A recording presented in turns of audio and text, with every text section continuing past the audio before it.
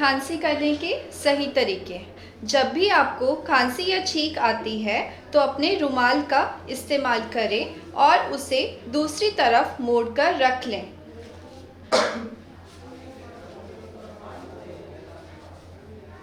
और यदि आपके पास रुमाल नहीं है तो आप टिश्यू पेपर का इस्तेमाल करें और इसे डस्टबिन में फेंक दें।